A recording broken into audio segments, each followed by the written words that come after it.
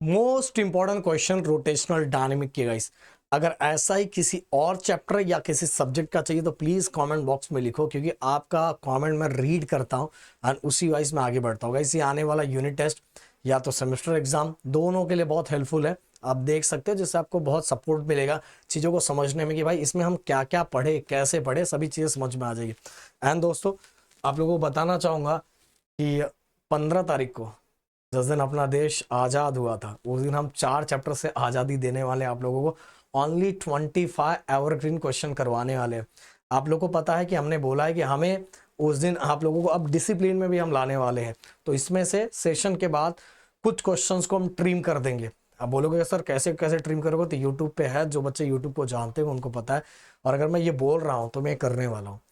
समझ में आता तो 6:30 बजे, क्योंकि हमने बहुत मेहनत किया है भाई, इसको इतने चीज़ों को हम एनालाइज करके हम ये सेशन ला रहे हैं और हम आप लोगों के लिए ला रहे हैं कि हमारे बच्चे उस दिन उनको कुछ स्पेशल मिले। तो 4 चैप्टर पूरा खत्म, डायरेक्ट बोर्ड एग्जाम देने चले जाना ये 4 चैप्टर का। समझ में आ रहा तो ये याद रखना भाई, कितने तारीख को 15 तारीख को शाम को 6:30 बजे, नहीं तो बहुत पछतावा फील होगा।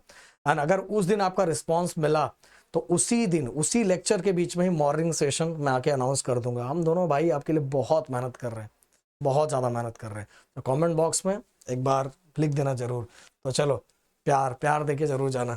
तो चलो बात करते हैं आप कौन कौन सा क्वेश्चन।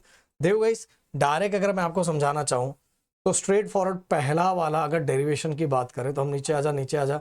पहला derivation, vehicle along a horizontal circular track, ये एग्जाम में 2 मार्क्स के लिए आएगा।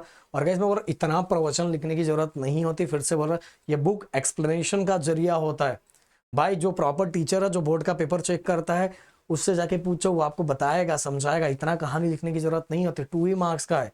इससे रिलेटेड कंडीशन लिखना पड़ता है एंड कंडीशन लिखने का डायग्राम एंड देन डेरिवेशन, काम खत्म। समझ में आ रहा है?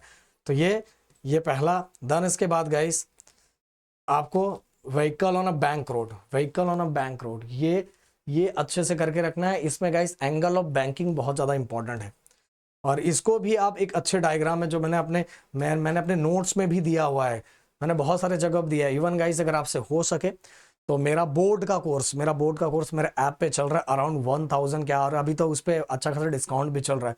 तो 999 के आसपास पूरा का पूरा कोर्स आपको मिल जाएगा। अभी 2nd चैप्टर ही मेरा हुआ है, तो आप अच्छे से आके पढ़ सकते हो। बोर्ड का कोर्स मैंने बहुत बेहतरीन लेके चल रहा हूँ भाई, तो आ सकते हो, आपकी मर्जी है। और मैंने यूट्यूब पे भी करवाया, बट वहाँ बच्चे हमसे डायरेक्ट मिलते हैं, इंटरेक्ट होते हैं, एंड 1000 से भी कम। अभी तो डिस्काउंट चल रहा है भाई, आप फायदा उठा सकते हो। फिर इसके बाद गाइस ये मैंने बता दिया। अब आ जाओ नीचे। इसके अंदर गाइस मैं बताना चाहूँ, वीसीएम के अंदर आपको बस टॉपिक क्या करना है बताए। टॉप पोजीशन पर स्पीड क्या होता है, देन बॉटम पोजीशन स्पीड क्या होता है, मॉडरेट पोजीशन पर स्पीड क्या होता है। इतनी कहानी देखने की जरूरत नहीं, ये 3 चीजें जो मैंने बताई ना, बस इसको आपने समझ लिया, इससे रिलेटेड कंडीशन को समझ लिया, तो भाई एग्जाम में आप लिख लोगे। Speed at 3 point, top bottom और मॉडरेट पॉइंट है ये वाला। ए जैसा हम समझ ले, ए है, बी है और सी, ये तीनों पॉइंट पे स्पीड क्या है, ये बस आपको आना चाहिए, आपका काम हो जाएगा। इसके बाद गाइस हम आते हैं मोमेंट ऑफ इनर्शिया का डेफिनेशन। ओके, एग्जाम में पूछा जा सकता है मोमेंट ऑफ इनर्शिया का डेफिनेशन।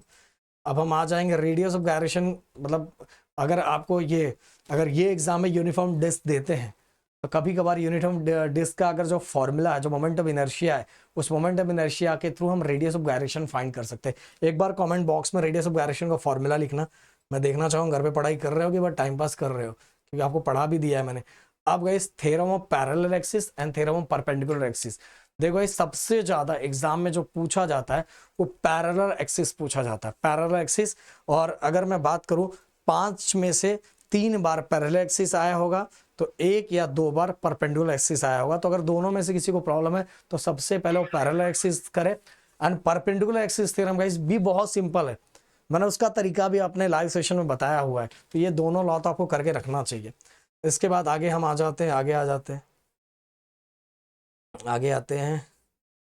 हाँ, अब गाइस देखो, मोमेंट ऑफ इनर्शिया सबसे important, kinetic energy of rotating body, ये आपको करके रखना चाहिए। एंड टॉर्क, और गाइस एक law of conservation of angular momentum,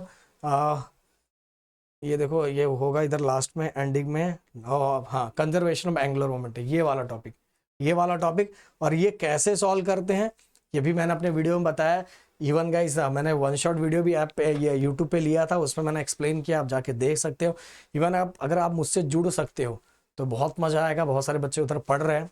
इसके बाद गाइस अगर मैं नीचे आता हूँ, rolling motion. Rolling motion guys पता इतने सालों में अभी तक रोलिंग मोशन के बहुत बार कम क्वेश्चन पूछे गए, एंड पूछा जाएगा तो सबसे ज्यादा क्या रोलिंग मोशन का पूछा जाएगा पता है? एनर्जी। ओके, टोटल एनर्जी पूछा जाएगा, टोटल एनर्जी वाला क्वेश्चन सबसे ज्यादा पूछा जाएगा। और ये टोटल एनर्जी अगर आपने एक बार फाइंड कर लिया ना भाई, तो भाई आप बाकी भी आराम से देख सकते हैं, पर रोलिंग मोशन का टोटल एनर्जी वाला जो सम है वो आपको करना चाहिए। तो ये जो चीजें मैंने बताई, इतनी चीजें आपने करके रख लिया तो भाई आपका काम हो गया। और ये चैप्टर में भाई जितना जो जो चीज़ें मैंने बताई ना वैसे ही आएगा। अगर आपको चाहिए कि सर इसके मोस्ट इंपॉर्टेंट न्यूमेरिकल्स कौन से होंगे वो भी मुझे बता दो, तो भाई वो भी बता दूंगा, बस कमेंट बॉक्स में लिखना जरूर। मिलते हैं नेक्स्ट वीडियो में। Thank you so much guys, जय हिंद एंड जय महाराष्ट्र दोस्तों।